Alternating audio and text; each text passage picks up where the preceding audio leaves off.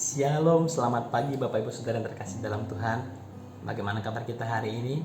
Kita masih dalam keterbatasan, kita tidak bisa bertemu untuk beribadah bersama-sama, tetapi kita masih harus tetap beribadah dimanapun kita berada. Dan firman Tuhan harus diberitakan sampai ke ujung-ujung bumi, dimanapun ada orang percaya yang siap untuk menerima firman Tuhan. Bapak Ibu Saudara, kita akan belajar firman Tuhan hari ini bersama-sama lagi. Namun sebelumnya mari kita akan berdoa. Bapa dalam surga, kami berterima kasih, bersyukur karena kesempatan yang baik yang Tuhan berikan kepada kami untuk bisa melewati banyak keadaan dalam kehidupan kami. Sampai hari ini Tuhan, kami melihat masih banyak keterbatasan yang kami hadapi karena keadaan ini. Tapi kami percaya Tuhan, Engkau Allah yang baik, yang menyertai kami, yang tidak pernah meninggalkan kami dalam keadaan apapun. Dan kami tahu firman-Mu setia berkata kepada kami bahwa Engkau Allah yang luar biasa, tidak akan pernah membiarkan kami lemah dan jatuh dalam keadaan yang seperti ini.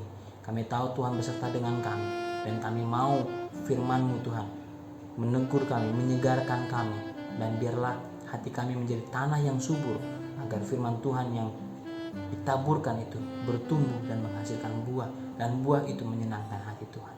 Terpuji nama-Mu Tuhan. Kami sambut kebenaran firman Tuhan hanya di dalam nama Yesus. Haleluya.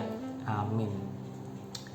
Bapak Saudara, bulan Oktober ini 2 minggu yang lalu, sudah 2 minggu kita mempelajari dari 1 Yohanes. Hari ini kita akan belajar dari 1 Yohanes pasal 2 ayat yang ke-7 sampai yang ke-14. Secara khusus ayat yang ke-7 sampai ayat yang ke-11, Bapak Saudara. Saya memberi judul bahwa renungan kita hari ini perintah untuk saling mengasihi.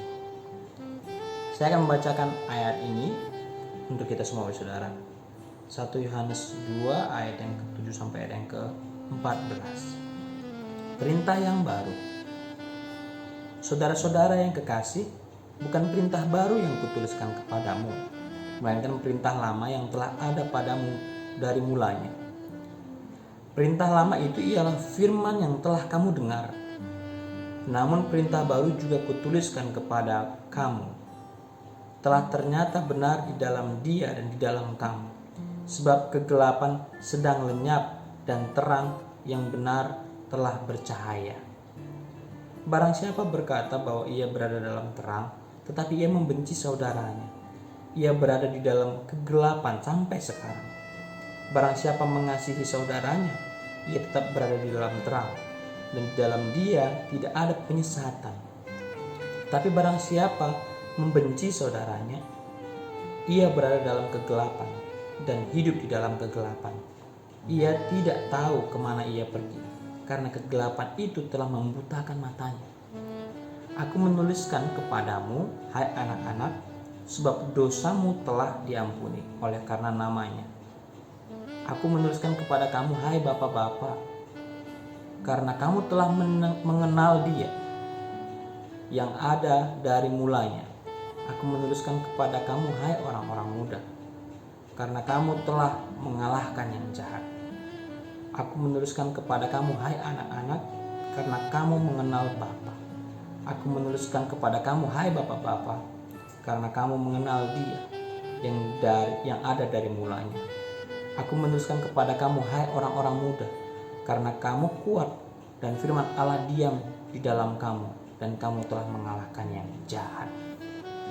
Bapak Ibu Saudara, waktu kita membaca Alkitab, tidak jarang kita mengalami kebingungan-kebingungan karena ada pernyataan-pernyataan yang sepertinya tidak sejalan, kontradiksi. Kelihatan seperti itu. Secara khusus, hari ini ada pernyataan yang kita tahu juga ini membingungkan. Ayat yang ke-7 dan ayat yang ke-8.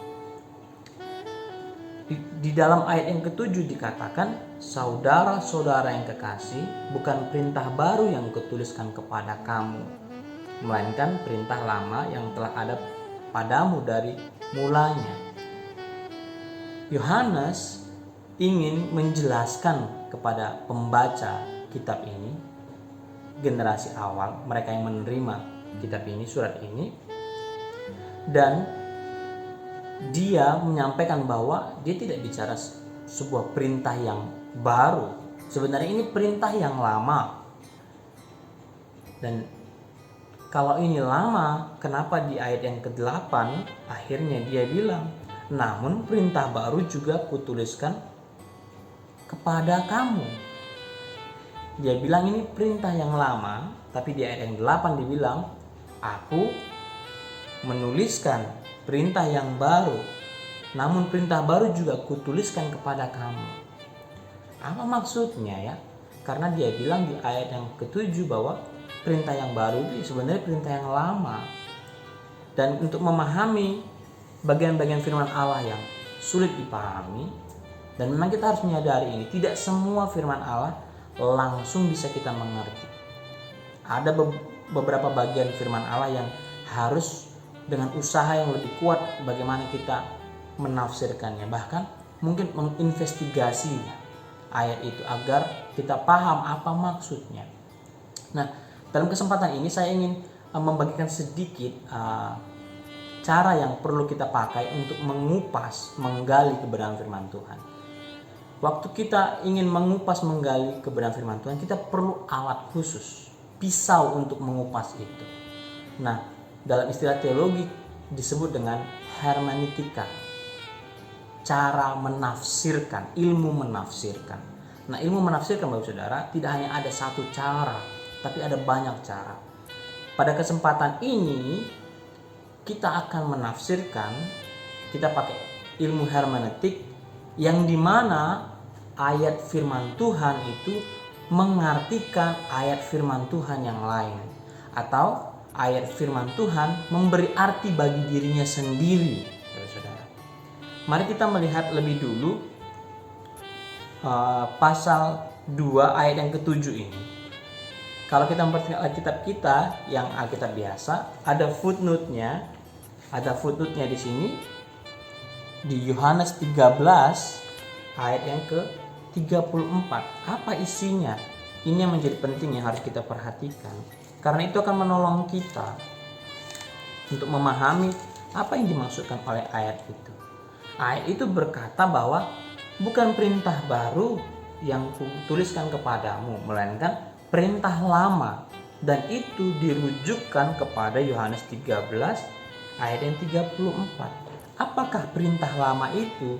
Itu kita akan temukan di ayat ini. Perintah lama itu adalah ayat yang ke-34. Aku memberikan perintah baru kepada kamu, supaya kamu saling mengasihi. Dan sama seperti aku telah mengasihi kamu, demikian pula kamu harus saling mengasihi. Berarti yang dimaksud dengan perintah lama yang dimaksud oleh Yohanes ini adalah perintah yang disampaikan oleh Yesus, yaitu agar kita hidup saling mengasihi, saudara. Dan ternyata perintah baru yang dimaksud Yesus, yang dalam persepsinya Yohanes adalah perintah lama, itu karena perintah yang disampaikan oleh Yesus tidak berbeda dengan apa yang Taurat ajarkan. Jadi sudah ada ajaran-ajaran itu sebelumnya, dan Yesus menegaskan itu lagi. Nah, perintah untuk saling mengasihi itulah yang disebut dengan perintah lama. Dan sesungguhnya itu jugalah perintah baru, karena sebenarnya perintah yang lama dengan perintah yang baru itu dalam satu pengertian yang sama, yaitu saling mengasihi. Nah, namun yang menarik, waktu dia sebutkan di ayat yang ke-8, aku juga menuliskan perintah baru kepadamu. Apakah maksudnya? Ini kita harus perhatikan lagi bahwa perintah baru, waktu kita perhatikan ayat itu tadi, 1 Yohanes 2 ayat yang ke-8, namun perintah baru juga kutuliskan kepada kamu, telah ternyata benar di dalam Dia dan di dalam kamu. Bapak Saudara, yang saya lihat waktu ketika saya membaca dan mempelajari ini dan membandingkan beberapa ayat dengan terjemahan yang lain, ini yang menarik. Jadi waktu kita menafsirkan ayat firman Tuhan, kita punya metode namanya Alkitab mengartikan dirinya sendiri. Nah, selain kita harus membandingkan antar ayat yang menjadi referensi, kita bisa juga membandingkan dengan terjemahan-terjemahan lain. Ini menolong kita, saudara. Nah, kalau dalam bagian ini ayat yang ke-8, perintah baru yang dimaksudkan itu adalah hal yang langsung berkaitan dengan Dia. Ayat 8 itu telah ternyata benar di dalam Dia. Jadi setelah saya membandingkan ayat-ayat, saya menemukan sebuah kesimpulan sederhana bahwa perintah baru adalah sebuah standar baru yang didasarkan pada kehidupan Kristus. Itu alasannya mengapa diletakkan di dalam Dia. Kehidupan kasih yang bersedia mengorbankan diri bagi orang lain. Dan keterangan di sana tidak hanya di dalam Dia, tetapi di dalam kamu, katanya. Di dalam kehidupan jemaat yang menerima surat ini ada perintah itu, sudah ada bibit itu, kasih. Nah, Bapak Saudara, yang mau ditekankan dalam bagian ini adalah memang sama ini dengan perintah yang lama, saling mengasihi, tapi ada sesuatu muatan yang tidak biasa, yang sungguh-sungguh baru. Perintah baru adalah sebuah standar baru yang didasarkan pada kehidupan Yesus.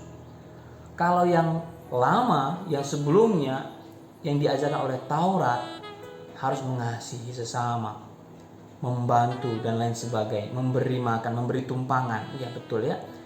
Tetapi perintah yang baru ini adalah sesuatu yang sangat baru bagi pemahaman orang yang mendengar surat ini, membaca surat ini.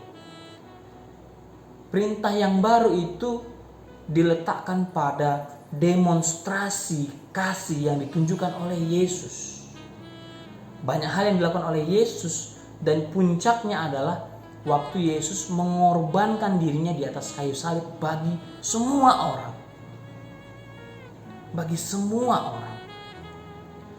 Perintah baru adalah satu cara yang ditunjukkan oleh Yesus yang harus kita ikuti.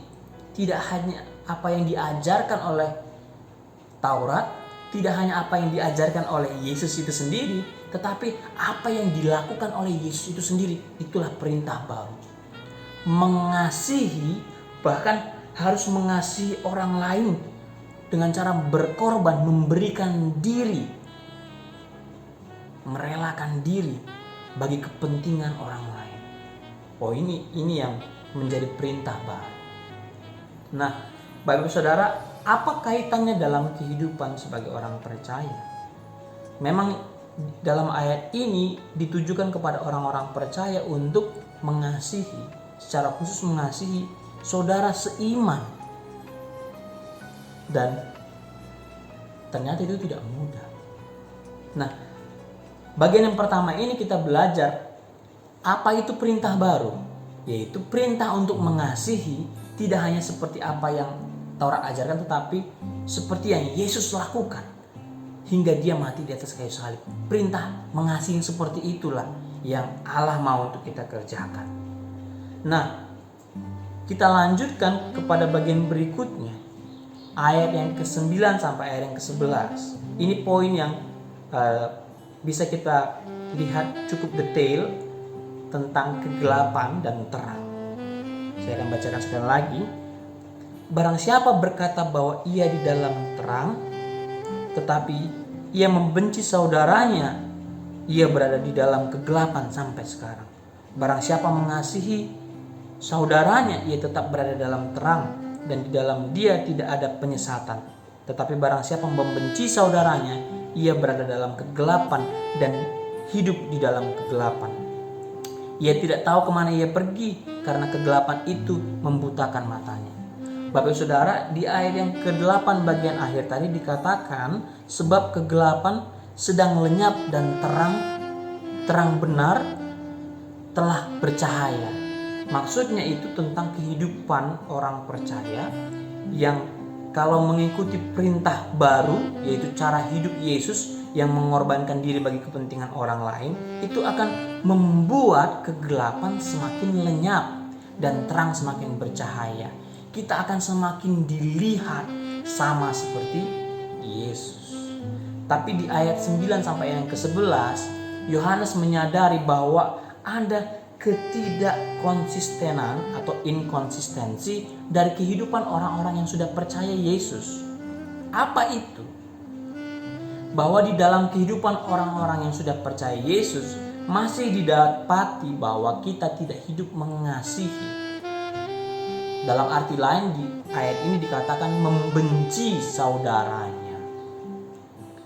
Dan waktu kita melihat dan kita memperhatikan kehidupan kita sebagai berjemaat, kita melihat bahwa kebencian di dalam jemaat itu bukan barang langka. Kita melihat ada kebencian-kebencian atau setidaknya benih-benih benci di dalam jemaat.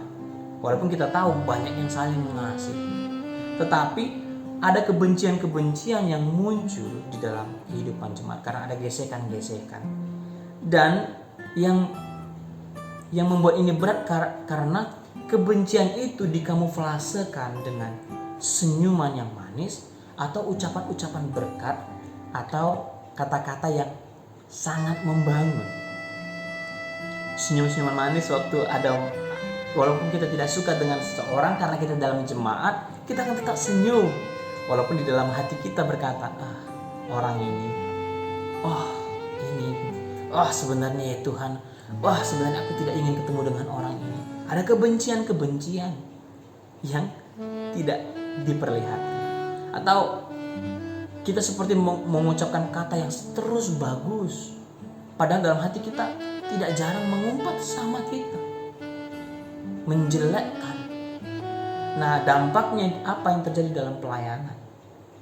Dampaknya adalah waktu kita mendengar orang yang kita benci ini, walaupun kita senyum kepada dia, mengutarakan pendapatnya, pandangannya, gagasannya tentang rencana, tentang apapun yang ada hubungan dengan jemaat, kita menolaknya karena kita menganggap bahwa apa yang disampaikan itu sudah tidak benar. Mengapa? Karena kebencian mengaburkan cara pandang kita terhadap orang lain. Nah, ini yang menarik. Kita berkata bahwa kita adalah orang percaya. Harapannya orang percaya tetap hidup di dalam terang dan kegelapan akan sirna. Tetapi secara fakta bahwa kita tidak belum sungguh-sungguh, tidak sepenuhnya hidup dalam terang dalam 24 jam selama 7 hari seminggu. Pikiran kita dikuasai oleh keinginan daging, ketidakmampuan kita untuk mengasihi orang lain seperti Yesus mengasihi.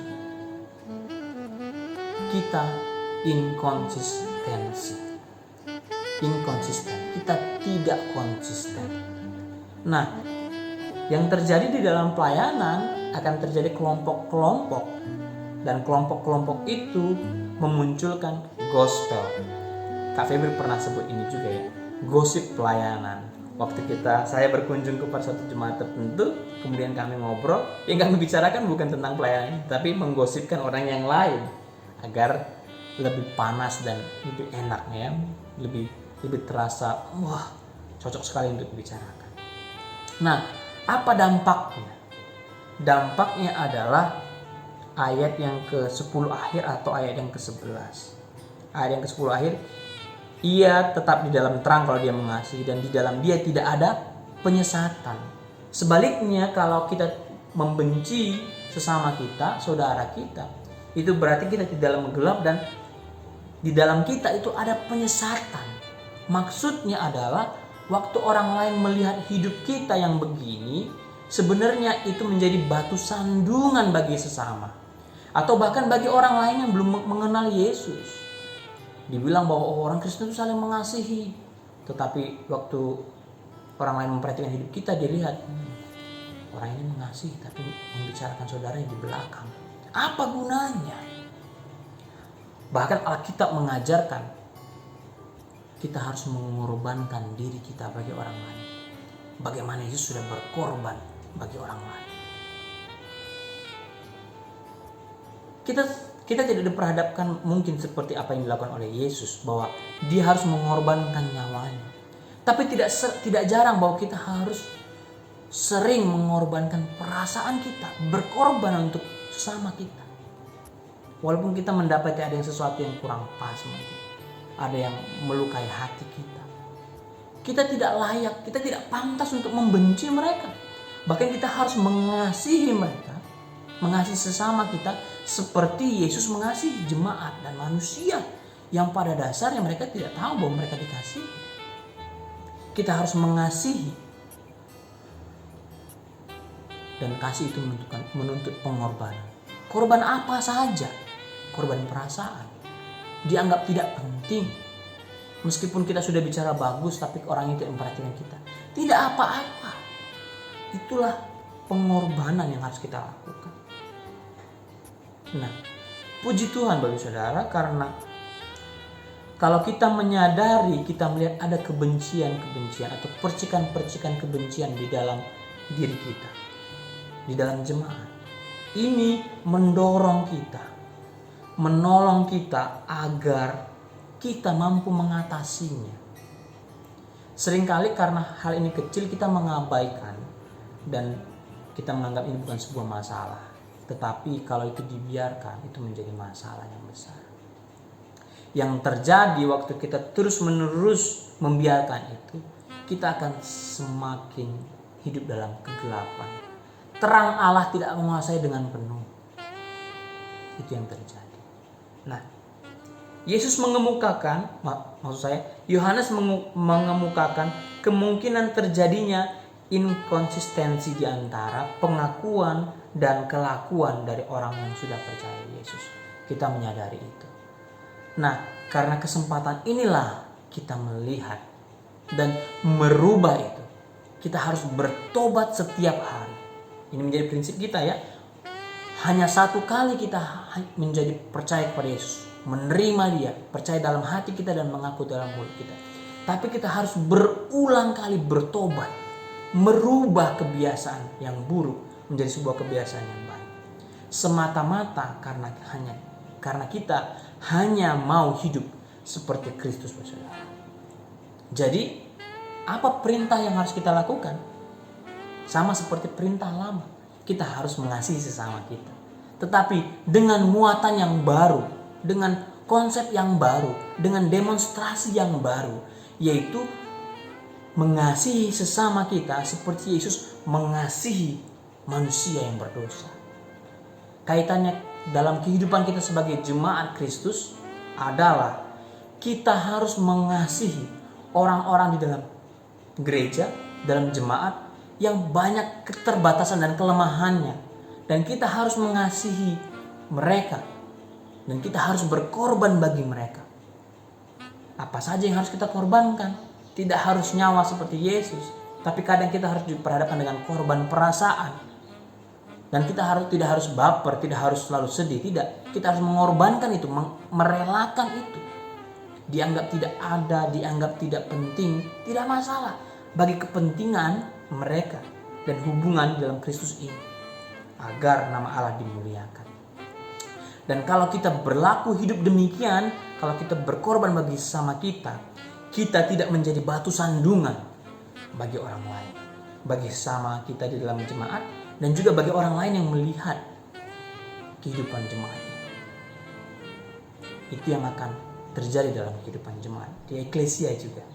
Dan juga kalau kita mengasihi sampai kita rela berkorban bagi orang lain, tidak ada lagi gosip-gosip yang semakin digosok semakin sip, yang memanas-manasi, membuat golongan-golongan tertentu. Karena kalau kita mengasihi hingga kita rela mati, ada kesatuan yang kuat di antara jemaat. Sehingga rencana-rencana apa yang mau kita capai berdasarkan firman Tuhan itu gampang untuk dilakukan karena kita sehati sepikir dan setujuan. Dan kita bisa mencapai itu dengan mudah karena kita sepakat.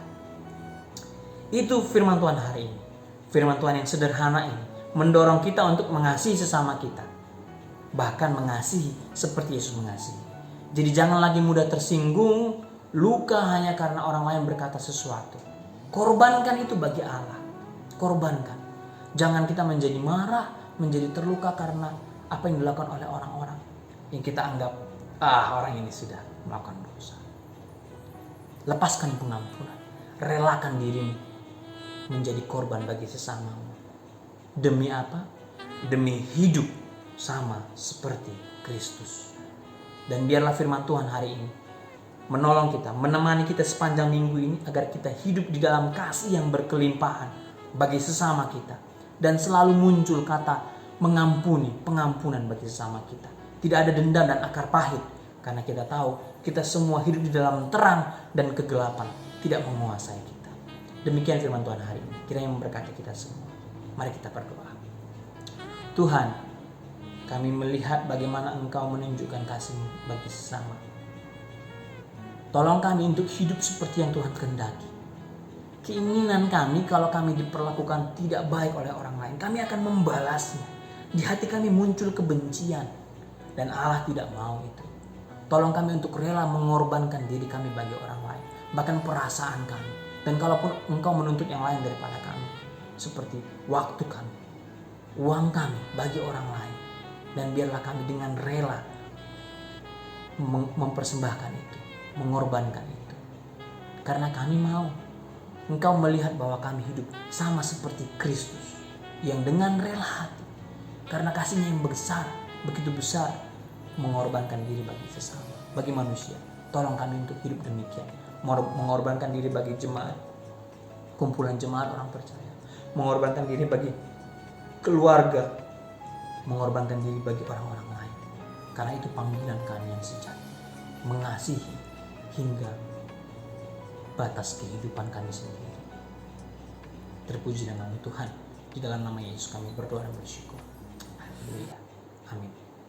Selamat hari Minggu. Tuhan Yesus memberkati kita semua.